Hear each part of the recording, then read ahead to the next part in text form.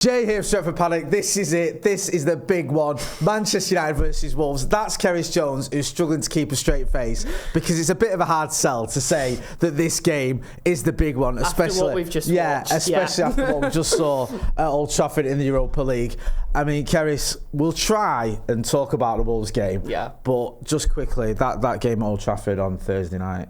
I was there. I was there thanks to you, but I've never seen anything like that. I doubt I ever will again. It was just, I couldn't believe my eyes. It was just, you're watching Harry Maguire and Kobbie Mainoo playing up front, you're thinking, what is going on? And then they both scored. What was it, like the second time in our history we've won 5-4. First time that many goals have been scored in extra time in a European match. Like, first time 2 goals have been scored in the 120th minute of a European match, something like that. It was just, I'm still processing, to be honest. Ruben Amorim's record-breaking Reds, eh? Yeah. It does feel like nothing can bring you back down to earth like a home game against Wolves when you sat, 14th in the table, whatever it is. Yeah. I mean, it is a bit underwhelming, to say the least. Where do you think this is sort of at, or how important do you think this game is? How important is it for you in terms of momentum, in terms of trying to sort of keep the wins coming, or is it just about resting players, and does it almost not matter if we finish 15th or 16th or 13th? What do you make of this game and the importance of it? I mean, like, as a fan, you're like, on the one hand, we're about to finish the worst we ever have in the Premier League. Like, we know that. Yeah. We know this is the worst United team points-wise in the Premier League ever. But as a fan, if you're asking me, does it matter to me whether we finish, 16th or 13th? It does. Yeah. Of course it does. But it would be naive to say that the priority is not the Europa League. I know we're going to get into giving kids debuts, giving kids a chance, trying to rest some of the players who ended up playing about 3 hours of football last night. Luke Shaw came on at half-time. Amorim said he was meant to play 30 minutes. He ended up playing over an hour. Yeah. So we've got to think about rotation. The league's not anywhere near as important as the Europa League, but obviously as a fan you don't want to write a game off ever. No, I hear that, and it's something I've sort of argued myself on the channel. It's like, as a fan, you don't want to just be going and watching your team getting beat every week. I'm taking my kids this weekend, they'll want to see a win. I want them to start seeing a few more wins, because it's not been easy. I'm taking them to Old Trafford over the last year or two. But there is that, like you say, that balance as well. We need to rest players. You need to focus on the one competition where you can get into the Champions League and you can win a trophy, and that is undoubtedly the Europa League. Just on debuts and mixing up, Ruben Amorim's been a bit coy in a way with what he's going to do with kids. He was asked about Chido Obi, whether he was likely to get minutes, and I think he said Chido, when he played, he said he played quite well. It's a difficult moment. It's not the right moment for the kids to play, but if we have to do it, we will do it. So I think the argument is there, well, do we have to do it, or is this not the moment? Where do you stand on that? I think we do have to be fair. Yeah. Like, if you look at the amount of minutes that some players ended up with last night, I mean, Casemiro, God bless him. Like, how much football did he play last night? Do you know what? It would be really nice to give him a rest. I think I had to apologise for Casemiro on my news the other day, because I thought he was done, and he's been fantastic recently. And he was fantastic against Lyon as well, and he kept going, and obviously had a hand in so many goals as well. So yeah, you do need to wrap him in cotton wool. You need to give him a breather, you're right, because he's 30 odd, and there's only so much football he can play, especially within 4 days. But we need him fighting fit for those big games in the Europa League. We do have an advantage though of sorts, in the sense that we do have a lot of talented youngsters, don't we, to choose from. I don't expect him to fill the team full of young players, but there are 1 or 2 players in particular you look at and you go, they're not that far off being able to come into the first team, especially for a game that, with all due respect, isn't the most vital, and at least play some part. And we've seen it with Harry Amas recently, who played in pre-season, didn't get any minutes after that for ages, and then when he's come in, he's done quite well, hasn't he? Well, that's the thing. I think Amas is. You looked at him and he didn't look particularly out of place. Does he look like he's ready to be sort of a consistent starter in the Premier League? Probably not, because I think Erik ten Hag had concerns about his physicality. He's not. Everyone always bangs on about how small he is. I looked him up and he's 5'11", right? So he's not tiny by any means, but you can see, like, when he was up against Dan Burn last weekend, it wasn't really a fair fight. So he needs to build on that physicality. But again, he's 18, so there's time for that to develop. But to your point, I think the youngsters that we've seen given a chance this season have done well. I think Chido Obi's done well when he's come in. I agree. Aidan Heaven, I think you can even put him in that camp, because I don't think the plan was ever for him to be starting as many games as he ended up starting. He got an opportunity through injuries. He's grabbed it with both hands and he's done really well. So, I think it's a United heritage thing, right? We always want to see the youngsters given a chance, but for me, we've got to balance it with not making a 17-year-old play 90 minutes of Premier League football and picking up an injury that puts them out for 3 months. Yeah, you're right as well, because it can, not just injuries as well, but also confidence and progression. If they have a bad game or if it's difficult, then that can just sort of knock their can knock the confidence, to be honest with you. And it can also put that doubt in people's minds that, is this the player we thought it was? When it's unfair to judge players like that. It's so difficult as well coming into this United team, isn't it? Because it's so dysfunctional. Listen, we've had a great result. The pressure's massive. Yeah. I don't think you can... I always have it. It's like Alejandro Garnacho is the first player I saw play for United who was younger than me. Not saying he's perfect, but when I see people kind of having a real go at him, I'm like, well... To be fair, I can't do long division, and he's 4 months younger than me, and he's playing and scoring in the Premier League. So you got to cut these kids a little bit of slack sometimes. But obviously, I know this is what they're paid a lot of money to do, and they've got to perform. But you do have to allow that. We lose sight of how young some of these kids are, how much time they've still got to develop. I think that's really important. As fans, we've got to get behind them and try to sort of back them, but without making it a pressure cooker for them. Alejandro Garnacho was the first player you saw playing for United that was younger than you. Jesus, now I feel old. Let's move on quickly. Let's talk about our predicted 11s then. We're going back to predictions. Me and Ronaldo Brown. Ronaldo Brown did his preferred because he does what he wants on this channel, which is fair enough. But we're going back to predictions. So let's look at your predicted 11. If we can bring it up there on the screen. I think Onana, expects him to keep his place. Did okay the other day, didn't he? I thought. Yeah. Which is what we just needed him to do, all right. Just needed him to not have any dramas. I think he was fine. I bit my tongue from saying I thought he was doing all right until I was literally out of the stadium and I knew he was back in the dressing room. But I thought he did pretty well. It's funny because he was getting a lot of stick for celebrating in front of Lyon fans when it looked like we were going to go out. Yeah, I noticed that when I checked social media, but thankfully it didn't come back to bite him too much.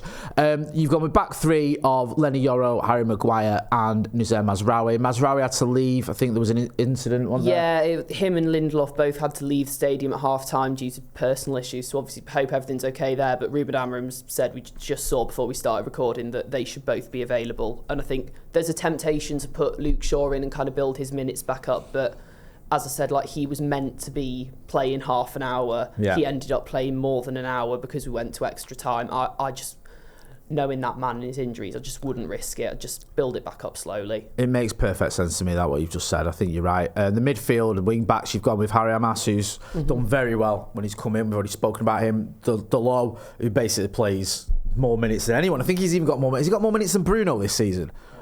Yeah, I think he has. I don't know if it's still the case, but he's played a lot of games. He plays basically every game, as does Bruno Fernandes.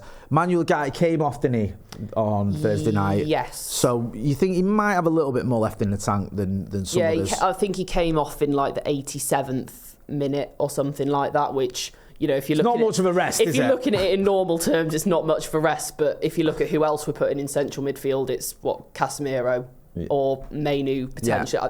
I've not put Mainu in my starting 11 again, just because I'm just so nervous of him getting injured. I want to see him come on 100%. I thought he did brilliantly. He did. It's been a bugbear of mine that some people, not loads of people, some people when rumours were gathering that he wanted all this money and that we might be selling him, there's people going, well, maybe it's not the end of the world and maybe we can move him on. I'm like, shut up, it is the end of the world if we sell Kobbie Mainoo. It's the end of my world. Yeah, he's an amazing young talent who's smashed it ever since he's come into the team, and we should not be letting him go for whatever money we're offered. So I'm glad that he's sort of come into the team again, played out of position and scored a vital goal. Front three, Alejandro Garnacho, who was getting a little bit of stick, wasn't he, off not just fans, he was getting stick off Ahmad for missing that chance on Thursday night, which could have been devastating, but thankfully didn't really matter in the end.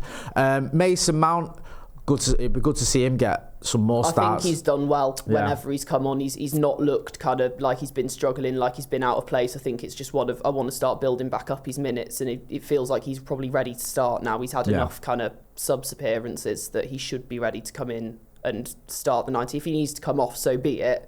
But I'd like to start building back up his minutes, and it just... lets us potentially drop Bruno back a little bit, so maybe he can rest a little bit, as much as he can rest while still being on the pitch. Right, okay. I get what you mean. And also, Rasmus Højlund, we've mentioned there the quote about Cheeto. He might feature. We don't know if he's going to start or if he's going to be a substitute. It's more likely, I think you're right, that Rasmus Højlund starts. He's had a difficult spell of it. He is our only striker.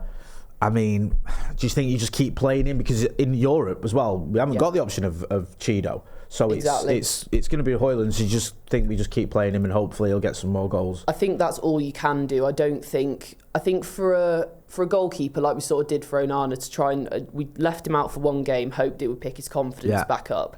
I think it clearly did a bit. But for Højlund, he doesn't strike me as the sort of person where that would work. I think he needs to... It's one of them.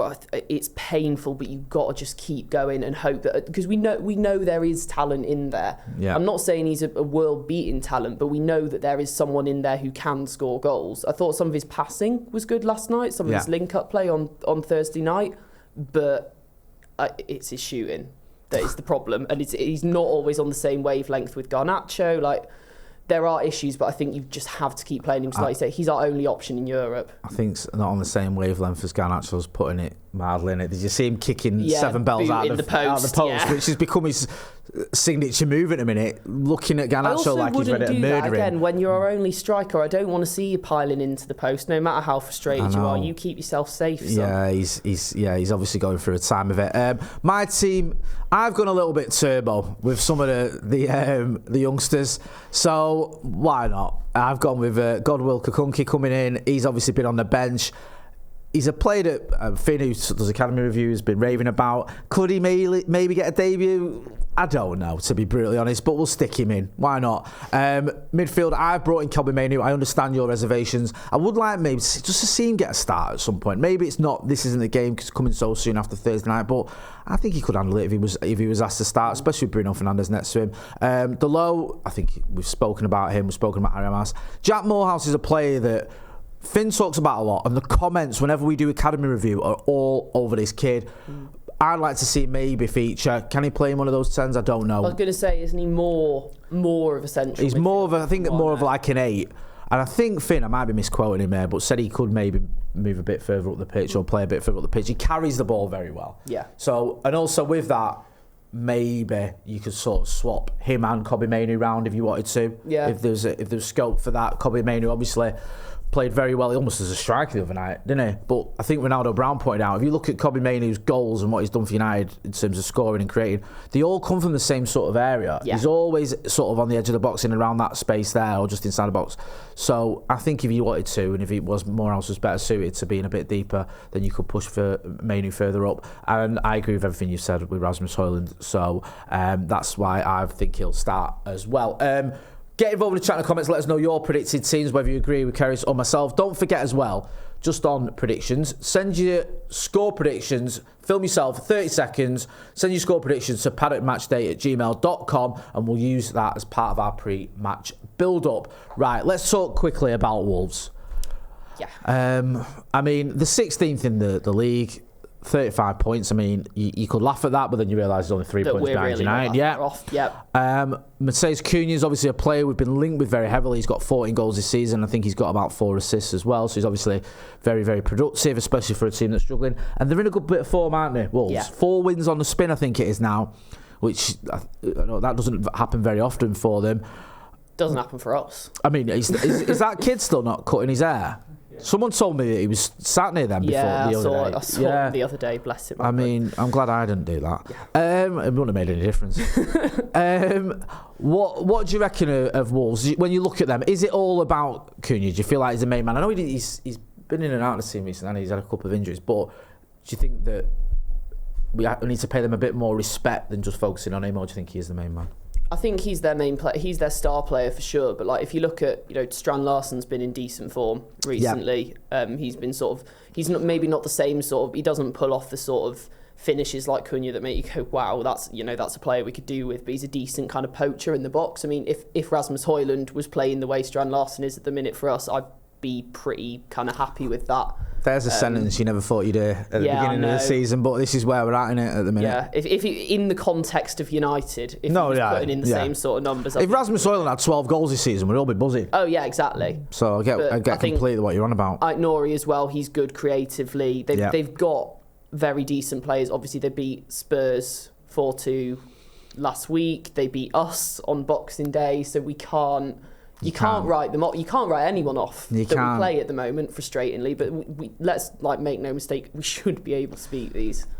Yeah, I know, man. Seriously, this is what it's come to, isn't it? Yeah. Hey, being the underdog against Wolves. With that being said, give us your score prediction, please.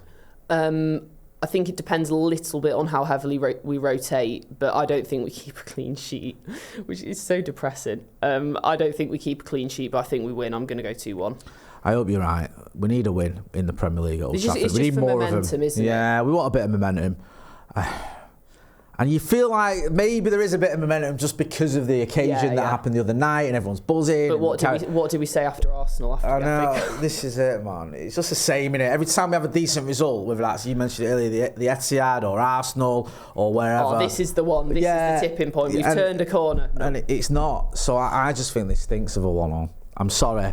I just think it's for me. It's got 1-0 written all over it. I hope I'm wrong and I hope you're right. I hope we win, but we'll see. Get involved in the chat and the comments. Kerry, it's good to see you back in the studio. Obviously, been doing some bits for us on the channel as well. So keep up that good stuff. Where can people find you? I'm really Cerys on Twitter. CERYS for Cerys. Thanks to the family for the Welsh spelling. But yeah, I do a lot of reporting on United, both the men's and women's. You can see me on All for United WFC as well. But yeah, everything I do is on Twitter. That's awfully a good way to cheat yourself up watching the women's team as well, because another cup final, isn't it? Is that third in a row, beat City to get there. We've got City at Old Trafford on the 4th of May as well, which is massive for Champions League qualification. So if anyone fancies coming to see a team potentially win a derby at Old Trafford, then could be for you. What a weird feeling that would be. Thanks a lot, Cerys. Go and check her out on socials. You know where to find me. That's been Cerys. I've been Jay. This has been a preview. Manchester United versus Wolves. Thanks for watching.